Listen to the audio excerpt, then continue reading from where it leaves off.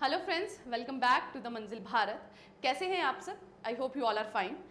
आज का जो लेक्चर है that will be on the current affairs. Current affairs की सीरीज में हम अगस्त मंथ तक के करंट अफेयर्स को डिस्कस कर चुके हैं। आज we will discuss MCQs on September 2024। So हम जो भी करंट अफेयर्स हैं उनको एमसीक्यूज के फॉर्म में डिस्कस करते हैं, तो सितंबर मंथ के एमसीक्यूज को करंट अफेयर्स को भी हम in the form of MCQs he solve करेंगे। और जो बच्चे जेकेपी कांस्टेबल की तैयारी कर रहे हैं उन लोगों के लिए एक इन्फॉर्मेशन कि अगर वो किसी कोर्स की तलाश में है जो कि जेकेपी कांस्टेबल का है तो उन्हें वो द मंजिल भारत ऐप पे मिल जाएगा, जिसका लिंक आपको डिस्क्रिप्शन बॉक्स पे भी मिल जाएगा, या फिर आप प्ले स्टोर से जाके भी उस ऐप को डाउनलोड कर सकते हैं। वहाँ आपको जेकेपी कांस्टेबल का जो न्यू सिलेबस है उसके हिसाब से पूरे के पूरे जो आप कॉम्पोनेंट्स हैं वो कवर कराए जाएंगे। सो बढ़ते हैं अपने लेक्चर की तरफ। So the question number 1 of today session is, just a sec. Okay, so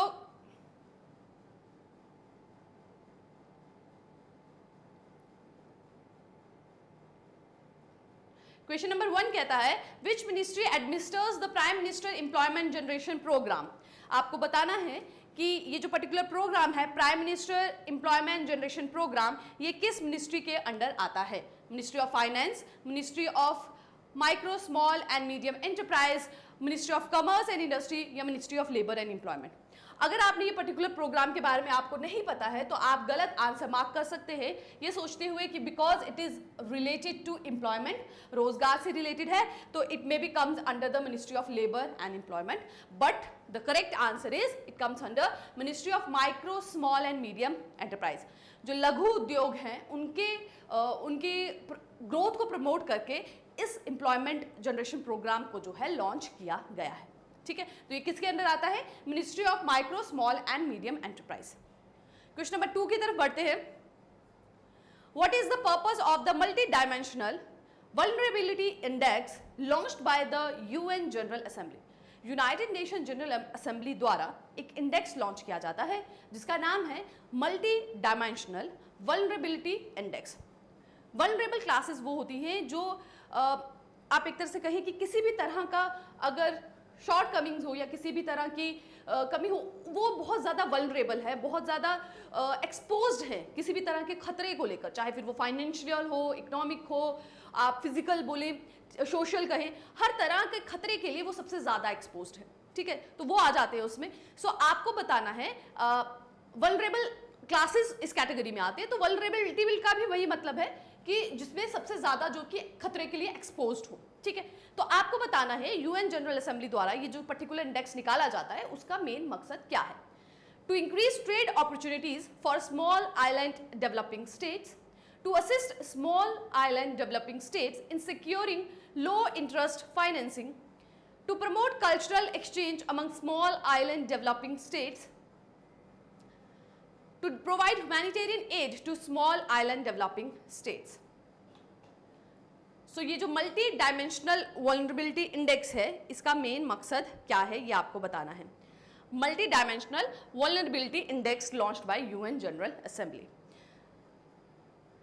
so the correct answer of this statement is कि ये जो इंडेक्स है ये हेल्प करता है, ये इसलिए बनाया गया है ताकि जो स्मॉल आइलैंड डेवलपिंग स्टेट्स हैं, जो छोटे छोटे द्वीप हैं, उनकी जो स्टेट्स हैं उन्हें लो इंटरेस्ट पे फाइनेंस प्रोवाइड किया जाए ताकि वो ग्रो कर सके। अब देखिए जैसे ही क्लाइमेट चेंज हो रहा है ना, जो भी चेंजेस इन्वायरमेंट में, वातावरण में आ रहे हैं, उसका जो सबसे ज़्यादा इम्पैक्ट है वो इन स्मॉल आइलैंड्स पे ही पड़ रहा है। सबसे ज़्यादा खतरे में यही है। ठीक है, अगर सी वाटर लेवल राइज होता है, जो भी अर्थक्वेक्स की अगर फ्रिक्वेंसी बढ़ती है, वॉल्केनोज होते हैं, कुछ भी चीज़ें होती है तो वो सबसे ज़्यादा खतरे में। एक तो उनका साइज छोटा है, कम है, एक उनके पास फाइनेंशियल सोर्सेज बहुत ज़्यादा कम है।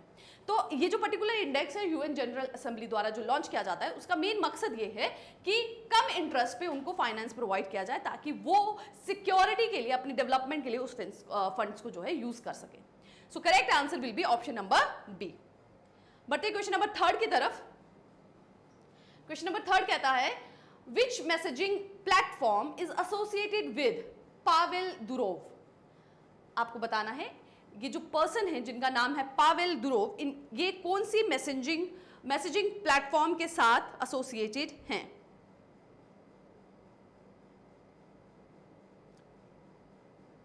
सो सिग्नल, टेलीग्राम, वाइबर या वी चैट? बहुत इंपॉर्टेंट क्वेश्चन है और आई होप आपको सबको ये इसका आंसर पता भी हो, क्योंकि आप में से मैक्सिमम ये यूज भी करते हैं। That is called Telegram.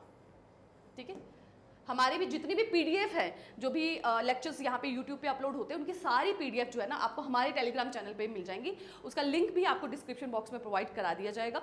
तो उसी टेलीग्राम से एसोसिएटेड है, उसी मैसेजिंग प्लेटफॉर्म से जो एसोसिएटेड है, दैट इज पावेल दुरोव। आगे बढ़े, चलिए क्वेश्चन नंबर 4 कहता है what is the primary objective of the prohibition of child marriage Himachal Pradesh amendment bill. So Himachal Pradesh में एक बिल लाया गया है जिसका मकसद जो है दैट इज चाइल्ड मैरिज को प्रोहिबिट करना। ठीक है, सो आपको बताना है कि प्राइमरी ऑब्जेक्टिव क्या है इस पर्टिकुलर बिल का। To ban all forms of marriage in Himachal Pradesh, हर तरह की मैरिज नहीं कहेंगे, चाइल्ड मैरिज को, ठीक है, हर तरह की चाइल्ड मैरिज को प्रोहिबिट करना। To raise the minimum age of marriage for women from 18 to 21, to reduce the minimum age of marriage for women to 16 years, to increase the marriage age for men to 25 years.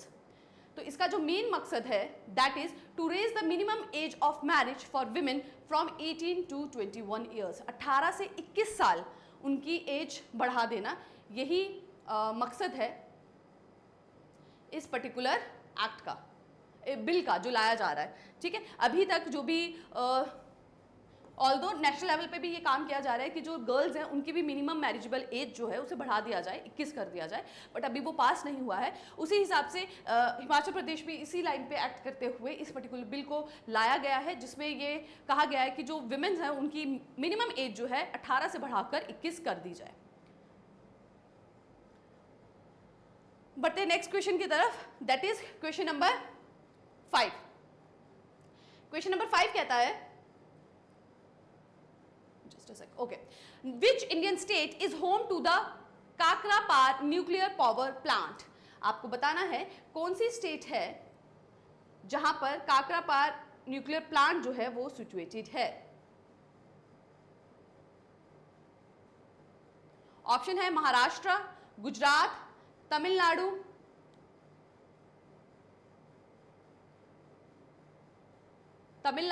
या फिर कर्नाटका। पीछे मैं आपको एक और चीज बता दूं कि जहां पे ये जो हिमाचल प्रदेश की बात हो रही है, यहां पे जो मैरिज एक सब्जेक्ट जो आता है, जैसे मैंने आपको बताया कि सेंटर में भी बात की जा रही है, उस पे जो एज है, मिनिमम एज है जो गर्ल्स की, उसे बढ़ाने की, तो ये जो मैरिज एज अ सब्जेक्ट है ना, ये कंकरेंट लिस्ट में आता है। ठीक है, तो कहने का मतलब है कि इसमें सेंटर और स्टेट जो है वो दोनों ही कानून बना सकते हैं। ठीक है, 3 लिस्टें होती हैं, स्टेट लिस्ट पे सिर्फ स्टेट गवर्नमेंट कानून बनाती है, सेंट्रल लिस्ट पे सिर्फ सेंट्रल गवर्नमेंट बनाती है, कंकरेंट लिस्ट पे दोनों बना सकते हैं। तो ये जो मैरिज एज अ सब्जेक्ट है वो कंकरेंट लिस्ट में आता है।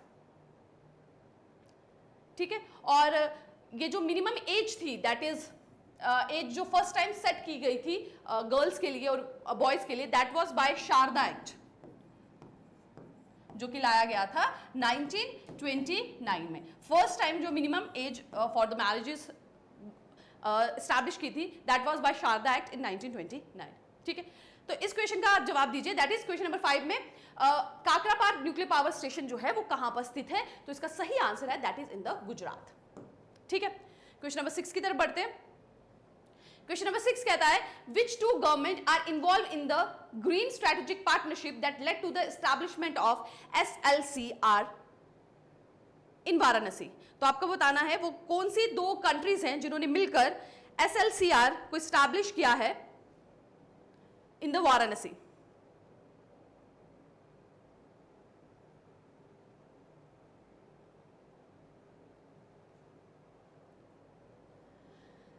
ओके, ग्रीन स्ट्रैटेजी पार्टनरशिप के अंडर। सो ऑप्शंस हैं India and the United state, India and the United states, India and Japan, India and Denmark, India and Germany. SLCR की बात करें तो that is smart laboratory on clean reverse. ठीक है, तो green strategic platform के under ये काम हो रहा है, that is smart laboratory for clean river. ठीक है, SLCR। तो ये कौन सी दो कंट्रीज मिलके इसे एस्टैब्लिश करने की बात कर रही हैं? That is India and Denmark. कौन सी दो हैं? India and Denmark. ठीक है, चलिए क्वेश्चन नंबर 7 की तरफ बढ़ते हैं। In which country was the world's largest diamond the Cullinan diamond discover? तो रिसेंटली एक दुनिया का सबसे बड़ा डायमंड डिस्कवर हुआ है, आपको बताना है वो कौन सी कंट्री में डिस्कवर हुआ है। बोट्सवाना, रशिया, कनाडा और South Africa. So that is discovered in South Africa. Question number 8 कहता है which of the following countries is not listed as a leading diamond producer? तो इनमें चारों ऑप्शन सभी ही लीडिंग डायमंड प्रोड्यूसर हैं। इनमें से एक है that is not a leading diamond producer, आपको बताना है वो कौन है। Russia, Botswana, Australia, Brazil. So the correct answer is Brazil. Brazil is not a leading diamond producer. बाकी तीनों कंट्रीज जो हैं that comes under the list of a leading diamond producer. Which publication released the Central Banker Report Cards 2024? तो कौन सी organisation या publication जो है वो रिलीज करती है central banker report 2024? The economist, financial times, global finance magazine, Bloomberg. So the correct answer is global finance magazine. Global finance magazine release करती है हर साल सेंट्रल बैंकर रिपोर्ट्स कार्ड, और इस साल भी उन्होंने रिलीज की है इन 2024। Question number 10, Which is the name of the India's first reusable hybrid rocket? तो इंडिया का पहला रीयूजेबल मतलब उसको दोबारा से यूज किया जा सकता है। जनरली रॉकेट जो होते हैं वन टाइम यूज करके मोस्टली दोबारा आप उसे एज अ पेलोड यूज नहीं कर सकते। So this is India's first reusable hybrid, hybrid भी है, ठीक है। सो वो कौन सा है आपको बताना है।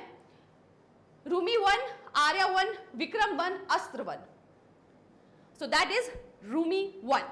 So Rumi 1 is the name of India's first reusable hybrid program.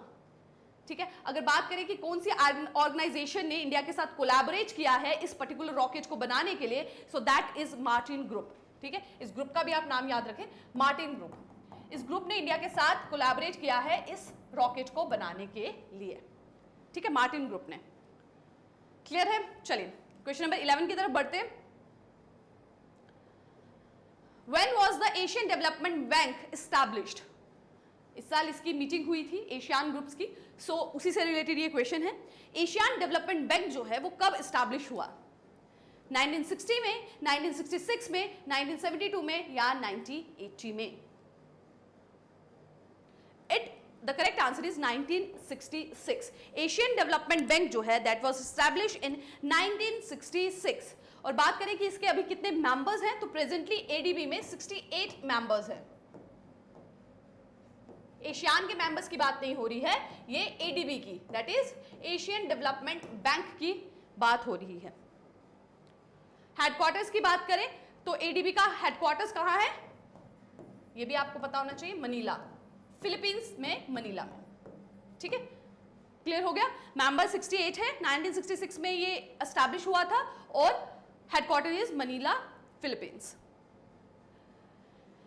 Question number 12 की तरफ बढ़ते हैं। That is what is the name of first indigenously built pollution control vessel launched in Goa? तो भारत द्वारा पहला पोल्यूशन को कंट्रोल करने वाला वेसल लॉन्च हुआ है गोवा में, आपको बताना है वो कौन सा है। समुद्र शक्ति, समुद्र प्रताप, समुद्र सुरक्षा, समुद्र विकास। सो दैट इज समुद्र प्रताप। समुद्र प्रताप इंडिया का पहला indigenously built pollution control vessel है जो कि गोवा में लॉन्च हुआ, और इसे बनाने का काम किया है गोवा शिपयार्ड लिमिटेड ने।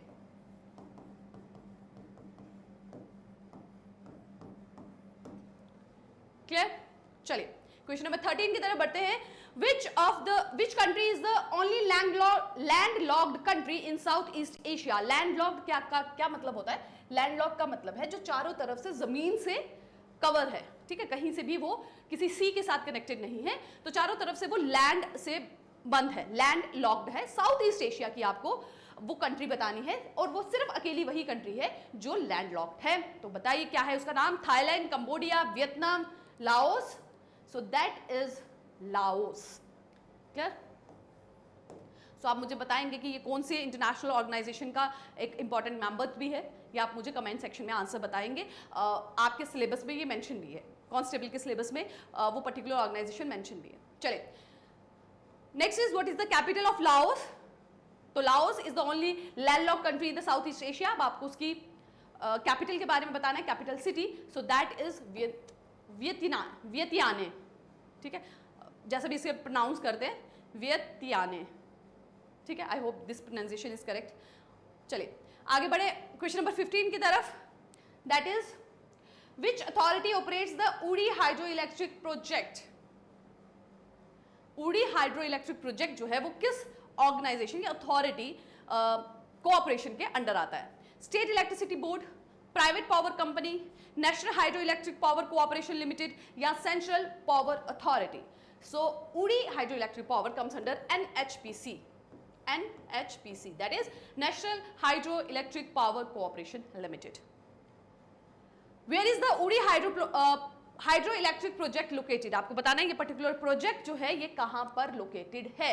चिनाब रिवर पंजाब में, ब्यास रिवर हिमाचल प्रदेश में, झेलम रिवर जम्मू एंड कश्मीर में, रावी रिवर जम्मू एंड कश्मीर में। सो उड़ी जो है that is located in Jhelum river Jammu and Kashmir. ये कौन सी डिस्ट्रिक्ट में है वो मुझे आप कमेंट सेक्शन में बताएंगे। जम्मू एंड कश्मीर का है, आप लोगों को ये पता होना चाहिए। जो भी जेके एसएसबी की किसी भी एग्जाम की प्रिपरेशन कर रहे हैं बहुत इंपॉर्टेंट हो जाता है। सो आप मुझे बताएंगे कि पर्टिकुलर कौन सी डिस्ट्रिक्ट में है। झेलम रिवर पे है, ये मैंने बता दिया आपको। जम्मू एंड कश्मीर में है, कौन सी डिस्ट्रिक्ट है ये आप मुझे बताएंगे। ओके, क्वेश्चन नंबर 17 की तरफ बढ़ते हैं। Which state in India has recently become the only state to provide habitat rights to the highest number of PVTG? That is particularly vulnerable tribal group. देखिए ट्राइबल ग्रुप क्या होते हैं? आदिवासी। तो particularly vulnerable, वो जिनका जो पॉपुलेशन है वो बहुत कम हो, लिटरेसी में बहुत पीछे हो, इकोनॉमिक जो सोर्सेज वो यूज़ करते हैं अपनी सस्टेनेबिलिटी के लिए वो भी बहुत आउटडेटेड हो, लाइक मोस्टली एग्रीकल्चर पे बेस्ड हो, तो उन्हें कहा जाता है PVTGs, ठीक है। सो आपको ये बताना है कि हमारे देश में एक अकलौती ऐसी स्टेट जिसने हैबिटेट राइट्स मतलब ज़मीनी अधिकार PVTGs को प्रोवाइड किए हैं, ठीक है, रिसेंटली किए हैं। आपको बताना है वो कौन सी स्टेट है। सो आंध्र प्रदेश, उड़ीसा,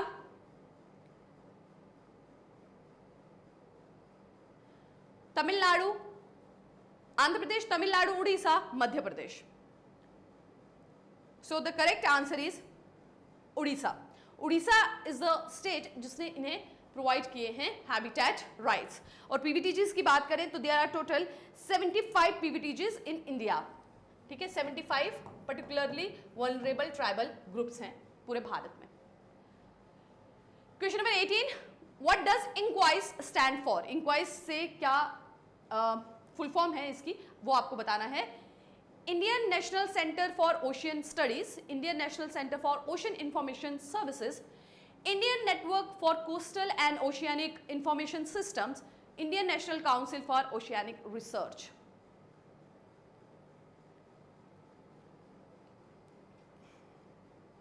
सो आपको बताना है INCOIS stands for,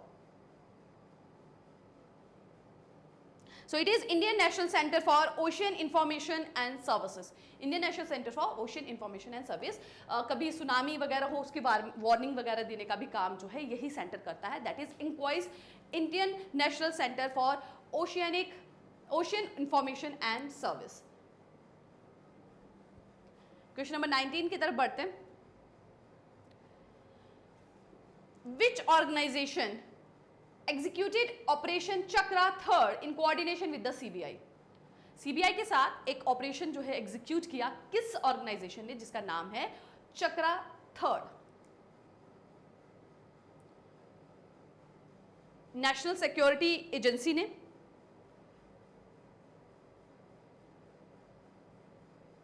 central intelligence agency ने, FBI ने, या फिर इंटरपोल ने? सो ऑपरेशन चक्रा थर्ड जो है that is a joint operation और मोस्टली ये कराया गया था साइबर इनेबल्ड जो फाइनेंशियल क्राइम्स होते हैं, जो ऑनलाइन साइबर क्राइम्स का यूज करके फाइनेंशियल रिसोर्सेज का जो मिसयूज किया जाता है, फाइनेंशियल क्राइम्स जो किए जाते हैं, उसको एक तरह से डिसमेंटल करने के लिए ये प्रोग्राम जो है वो लॉन्च किया गया था, ये ऑपरेशन लॉन्च किया गया था। सो सीबीआई के साथ एफबीआई का ये ज्वाइंट ऑपरेशन था, एफबीआई एंड सीबीआई का ज्वाइंट ऑपरेशन था, चक्रा थर्ड, ठीक है। सो साइबर इनेबल फाइनेंशियल क्राइम को कॉम्बैट करने के लिए ये ऑपरेशन लॉन्च किया गया। Question number 20, what is the capital of Lebanon? Lebanon बहुत ज्यादा न्यूज में रहा है, आप जानते हैं ईरान, इजराइल, लेबनान, ये तीनों सिटीज बहुत न्यूज में रही हैं, इनके बीच में बहुत कन्फ्लिक्ट चल रहा है, वॉर जैसी सिचुएशन है, ठीक है। सो एग्जाम के पॉइंट ऑफ व्यू से इंपॉर्टेंट हो जाता है ये तीनों सिटीज, इनके कैपिटल्स भी। सो यहाँ आपको बताना है कि लेबनान का जो है कंट्री, उसका कैपिटल क्या है? त्रिपोली, सिडोन, बैरत या टायर। सो लेबनान की कैपिटल है Bairat. Which country has the World Health Organization officially recognized as the first to eliminate leprosy? So दुनिया में पहली कंट्री बन गई है जिसने लेप्रेसी को, कुष्ठ रोग को एलिमिनेट कर दिया है कंप्लीटली। आपको बताना है वो कौन सी कंट्री है। ब्राजील, इंडिया, जॉर्डन, थाईलैंड, इन चारों में से वो कौन सी कंट्री है? ब्राजील, इंडिया, जॉर्डन या Thailand. So the correct answer is Jordan. Jordan has become the first country who has eliminated leprosy, ठीक है। नाउ अब आपको नेक्स्ट क्वेश्चन है कि आपको बताना है लेप्रेसी का दूसरा नाम क्या है, उसे और किस नाम से जाना जाता है? ट्यूबरक्लोसिस, ये तो नहीं हो सकता, that is TB. Hansen disease, malaria, cholera. Options ऐसे हैं कि आप इजीली आइडेंटिफाई कर सकते हैं। सो लेप्रेसी को ही कहा जाता है हैंसन डिजीज भी, ध्यान रखिएगा। Hansen disease is a leprosy, ठीक है। लेप्रोसी को ही हैंसन डिजीज कहा जाता है। और लेप्रोसी क्या है?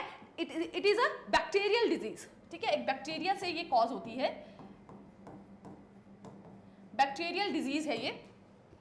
माइकोबैक्टीरियम लेप्री उस बैक्टीरिया का नाम है, माइकोबैक्टीरियम लेप्री, ठीक है। हैंसन डिजीज भी इसे कहते हैं।